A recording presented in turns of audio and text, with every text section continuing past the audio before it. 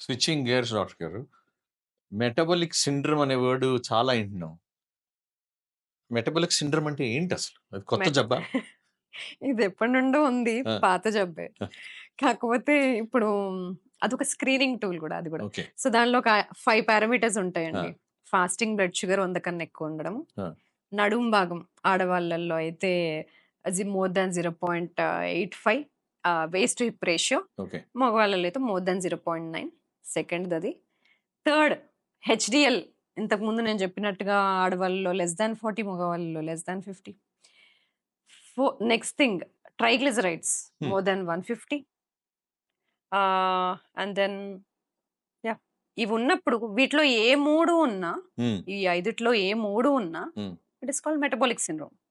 ఆటోఫాజీ, autophagy అని వింటా ఉంటాను. While I understand dictionary meaning నాకు అర్థం అవుద్ది. కానీ బయాలజికల్‌గా ఏంటి? అది ఎందుకు ఇంపార్టెంట్ మనుషులకి మనకది? సో, మెటబాలిజం బాగా ఉంది అంటే ఎలా తెలుస్తది? ఆ! యాక్టివ్‌గా ఉండాలి. కానీ అది కాకుండా ఆ! ఇంతకుముందు మనం చెప్పినట్టుగా బ్లడ్ షుగర్స్ రేంజ్‌లో, హ్మ్. హెచ్‌డీఎల్, ఎల్‌డీఎల్, వేస్ట్ సైజ్ రేంజ్‌లో ఇంకొకటి మిస్సింగ్ ఇంతకుముందుది బ్లడ్ ప్రెషర్. బ్లడ్ ప్రెషర్ కూడా 5 వాటిల్లో ఒకటి. హ్మ్. సో, ఇవన్నీ ఈ 5 మోతాదుగా ఉన్నాయి. టైంకి మంచిగా లేస్తున్నాము. ఎనర్జీ ఉంది. మంచి సమయానికి పడుకున్నాం. నిద్రపోతున్నాం. ఇవన్నీ చెప్పినవి ఉంటే good metabolic health. Okay. Metabolic syndrome screener చేస్తే పాస్ అయితే ఎగ్జామ్ పాస్ అయితే యువర్ మెటబాలిజం ఈస్ గుడ్ అంటున్నారు మీరు. అవును. ఓకే. లేదు. ఆ! పాస్ అవ్వలేదు. It ah! Is bad. Okay. Address చేస్తాం. ఓకే. దానిలో నంబర్ 1 న్యూట్రిషన్ చెప్పాం. కానీ న్యూట్రిషన్‌కి second most important thing is fasting. Okay. అక్కడ ఎందుకు ఫాస్ట్ చేయాలి? అంటే ఎందుకు రెస్ట్ ఇవ్వాలి? Hmm. So, body needs rest. మనకి ఫైట్ మోడ్ ఉంటది. రెస్ట్ అండ్ డైజెస్ట్ మోడ్ ఉంటది. హ్మ్. 2 మోడ్స్ ఉండాలి. 2 ఇంపార్టెంట్. అవసరమున్నప్పుడు తినాలి. తర్వాత బ్రేక్ ఇవ్వాలి. Because body has to rest. There are other things for the body to do. It has to repair, rejuvenate, remove the cells which are not working well. So, ఈ clear up repair system body ఏదైతే ఎంచుకుందో దీన్ని autophagy అంటారు. Okay. Things which are not working should be cleared from the body. So, autophagy ఎప్పుడు start అవుతది? So, కనీసం మనం fasting 20 గంటలైనా దాటాలి. అందరూ 16 గంటలు చేస్తున్నాను. Good. 16 hours is good. Hmm. Other things are happening. కానీ క్లియర్ అప్ సిస్టమ్ అనేది యాక్టివేట్ అవ్వాలి. ఆటోఫేజీ యాక్టివేట్ అవ్వాలంటే కనీసం 20 గంటలైనా చేయాలి. సో, అందరూ మీ అంటారు ఫాస్టింగ్ టైమ్ 20 గంటలు ఉండాలంటున్నారు మీరు. ఉంటే ఆటోఫేజీ మొదలవుతది. ఇవాళ తెలిసిపోయింది ఆటోఫేజీ చాలా మంచిది. నేను రేపటి నుండే స్టార్ట్ చేస్తాను అనుకోని 12 గంటలే అలవాటున్న అతను మళ్ళీ రేపు 20 గంటలు చేస్తే కళ్ళు తిరిగి పడిపోతారు. సో, దేనికైనా ఫాస్టింగ్ గూడా ఒక హార్మిసిస్ అంటాం. ఒక రకమైన స్ట్రెస్ బాడీకది. స్ట్రెస్ పెద్ద పెద్ద డోసుల్లో ఇవ్వగూడదు బాడీకెప్పుడు. చిన్న డోస్‌లో ఆ! ఇవ్వాలి. చిన్న డోస్‌లో స్ట్రెసెస్ ఇచ్చినప్పుడే బాడీ రిపేర్ అయ్యి కావాల్సిన సిస్టమ్స్‌ని యాక్టివేట్ జేసుకుంటది. ఈ చిన్న చిన్న stressors fasting is one stressor. Exercise is another one. Most important are these 2. ఇది కాకుండా హైకింగ్, కొంచెం ఆక్సిజన్ తక్కువున్న చోటుకెళ్ళడం ఇది గూడా స్ట్రెసర్. మన చల్ అథ్లీట్స్ చేస్తారు. అథ్లీట్స్ చేస్తారు. అవును. చల్ల నీళ్ళలో స్నానం చేయడం అది కూడా స్ట్రెస్సర్. చల్లనీళ్ళు అంటున్నారు మీరు కొంతమంది ఐస్‌లో కూడా చేస్తారు మరి? ఐస్ బాత్‌లోకి గూడా ఎళ్తారు. టెంపరేచర్స్ లోగా వెళ్ళిపోవడం. ఓకే. సో, చల్లనీళ్ళతో చేయడం అంటే మనకు దగ్గరలో యాక్సెస్‌గా ఉండేది చల్లనీళ్ళు కాబట్టి ఫస్ట్ చల్లనీళ్ళు. లేదు అది ఆల్రెడీ అలవాటుంది, అథ్లెటిక్‌గా ఉన్నారు, డైలీ హ్యూమన్ పెర్ఫార్మన్స్ మీ లైఫ్‌లో ఎక్కువుంది, మీరు స్పోర్ట్స్ ఆడతారు. ఇంకొంచెం ఒక ఒక ఒక డిగ్రీ ఎక్కువెళ్ళొచ్చు. హ్మ్. ఐస్ బాత్స్‌లో కూర్చోవడం ఇలాంటివి. సో, ఇవన్నీ స్ట్రెసెస్. అవి లాంగ్ టర్మ్ ఇవ్వకూడదు. ఇప్పుడు ఆటోఫేజీ మంచిది అన్నాను గాబట్టి వన్ సడెన్ డే నేను 1 వీక్ ఫాస్ట్ ఉంటాను అంటే that is not good. Hmm. Fasting is there దానికి ప్రోటోకాల్స్ ఉన్నాయి. హ్మ్. 5:2 అని, 16:8 అని, వన్స్ వన్స్ ఇన్ 3 డేస్ అని, వన్స్ ఇన్ 5 డేస్ అని. కానీ దానికి again ah, training is required. You have to gradually get there. Gradually get there. Gradually get there. So Once a year, 3-day fast is ultimate. ఎందుకంటే when you reach 3 days, we all have stem cells in the body. హ్మ్. They get rejuvenated only if you do a 3 days fast or as good as 7-day fast. So, why I people do didn't know this ఎందుకు secret. చేస్తారు 3 day, 7 day fast? అసలు బాడీకి మంచిది కాదండి అంటారు. No, they are trained to do. Hmm. అలవాటు లేకుండా చేయట్లేదు. ప్రతి నెల కొంచెం పెంచుతూ పోవడము, హ్మ్. అలా పెంచుతూ పోయి సంవత్సరానికి ఒకసారి 3-7 day fast people do it. But always should be done only under medical guidance. That is to stimulate stem cells. Specially diabetic people. ఎస్పెషల్‌గా యాహ్! ఏవైనా comorbidities, diabetes, hmm. Hypertension, heart disease hmm. ఉన్నవాళ్ళు ఇంకా ఇవన్నీ తెలిసేసుకొని వెంటనే అన్నీ apply చేసుకోకూడదు. వీళ్ళు ఎప్పుడు ఏ మోడిఫికేషన్స్ చేసుకున్నా they have to reach a health care professional. Let's dig one step deeper into autophagy. మీరిందాక చెప్పారు. ఆ! బాడీకి బ్రేక్ కావాలి, క్లీనప్ హ్మ్. సిస్టమ్స్ అని ట్రిగ్గర్. ఒక 20 అవర్స్ ఫాస్టింగ్ మనం ఉంటే, ఉపవాసం ఉంటే అది ట్రిగ్గర్ అవుతుంది.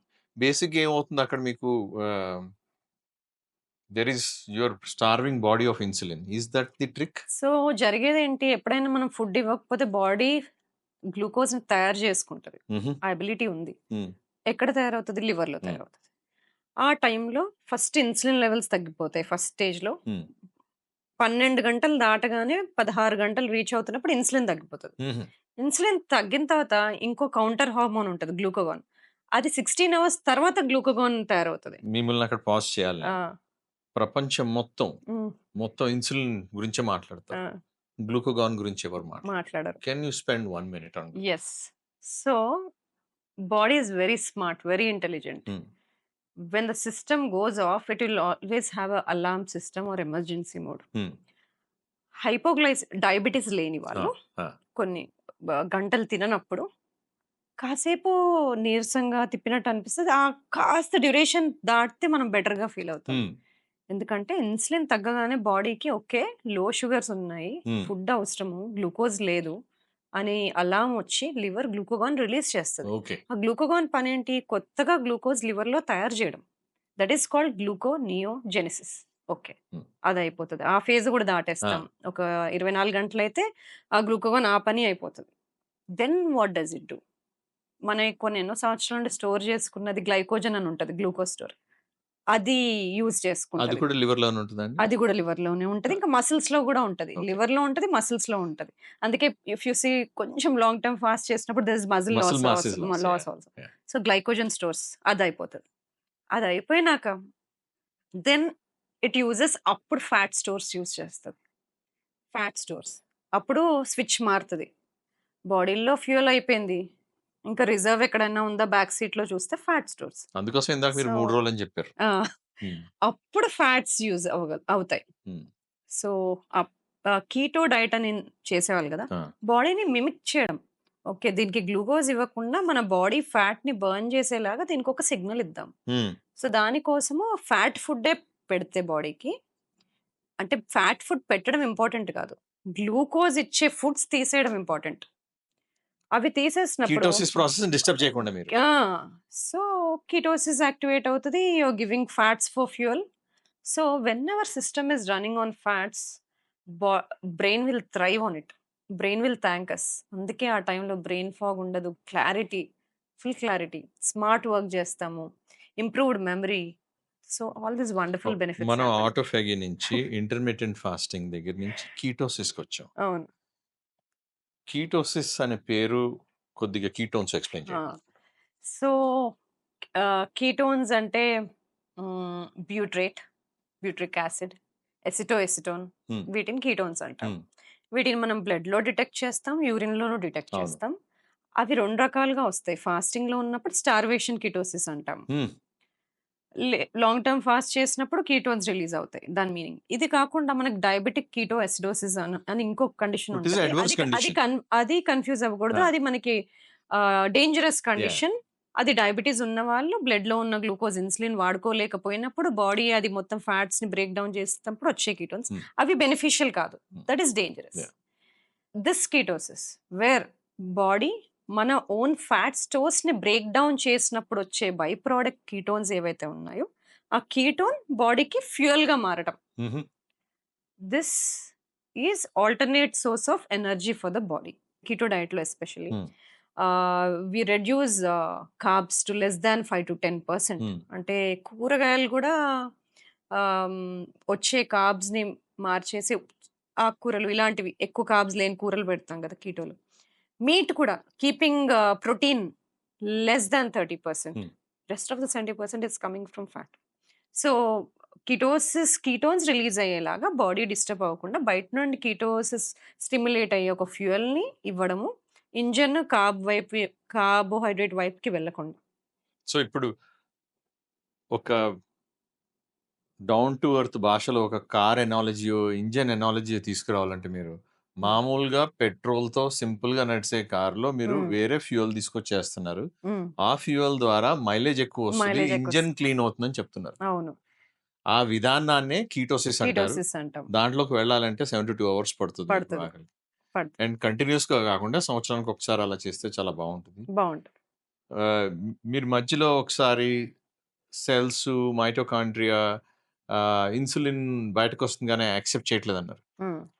మరి అట్లాంటి వాళ్ళకి కీటోలోంచి వచ్చిన ఫుడ్‌ని will cells accept? Will body use it అంటారు. Yeah! Brain will thank us. Use చేస్తది. అంటే ఆ టైంలో గ్లూకోజ్ రిసెప్టర్స్‌కి కొంచెం రెస్ట్ ఉంటది. హ్మ్. గ్లూకోజ్ ఫ్యూయల్ మనము కార్బ్స్ లాగా, ప్రోటీన్ లాగా ఇచ్చినప్పుడు అది మళ్ళా గ్లూకోజ్ వేరే కాన్సెప్ట్ తీసుకొచ్చారు. గ్లూకోజ్ రిసెప్టర్స్ అన్నారు మీరు. ఫుడ్‌ని ఆ! మనం కార్బ్ లాగా, ప్రోటీన్ లాగా ఇచ్చినప్పుడు హుహు. ఫ్యాట్స్ కాకుండా హ్మ్. అది గ్లూకోజ్‌గా మారి గ్లూకోజ్ రిసెప్టర్ దగ్గరికి వెళ్ళినప్పుడు ఇన్సులిన్ రిలీజ్ అవ్వడం అది జరుగుతుంది. అవును. కానీ ఇప్పుడు మనం కార్బ్స్, ప్రోటీన్స్ ఇవ్వట్లేదు. అవును. ఫ్యాట్స్ ఇస్తున్నాము. లోపల ఇంటర్నల్ ఫ్యాట్సే డైజెస్ట్ అవుతున్నాయి. అవును. ఇక్కడ గ్లూకోజ్ రిసెప్టర్స్‌కి ఎక్కువ అసలు పనుండదు. సంబంధం లేదంటారు మీరు. సంబంధం లేదు. ఆ! సో, దాంతో ఇన్సులిన్ అసలు కార్బ్స్ ఇవ్వట్లేదు కాబట్టి సో, ఆ ఇన్సులిన్ కూడా డోరే పని లేదు. వాడట్లేదు మీరంటున్నారు. డోర్ వాడట్లేదు. ఆ! ఇన్సులిన్‌కి రెస్ట్. ఓకే. ఇన్సులిన్ లెవెల్స్ తగ్గిపోతాయి. ఆ!